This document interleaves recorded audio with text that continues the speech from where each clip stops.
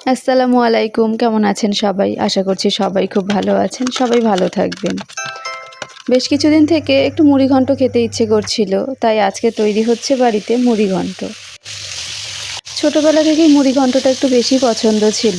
ছোটোবেলায় যখন মুড়িঘণ্ট খেতাম তখন খুঁজতাম যে মুড়িঘণ্টতে মুড়ি কোথায়, কিন্তু আদতে কোনো দিন মুড়ি খুঁজে পাইনি। যখন একটু বড় হলাম তখন জানতে পারলাম যে আসলে মুড়িঘণ্ট মুড়ি দিয়ে তৈরিই হয় না।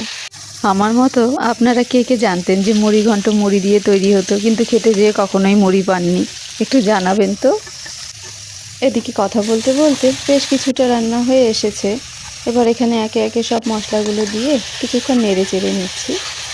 এবার এখানে সেই চালটা এবং ভাজা মুগ ডালটা দিয়ে দিলাম।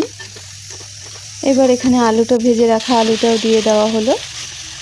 এবার নেড়ে চেড়ে কিছুক্ষণ একটু পানি দিয়ে একটু নাড়াচাড়া করে মাছের যে মাথাগুলো ছিল সেগুলো দিয়ে দিলাম। পানি দিয়ে কিছুক্ষণ ঢেকে রেখে শেষে ধনেপাতা ও একটু ঘি ছিটিয়ে দিলেই রেডি আমাদের আজকের মুড়িঘণ্ট। খেতে কিন্তু ভীষণ মজার হয়েছিল।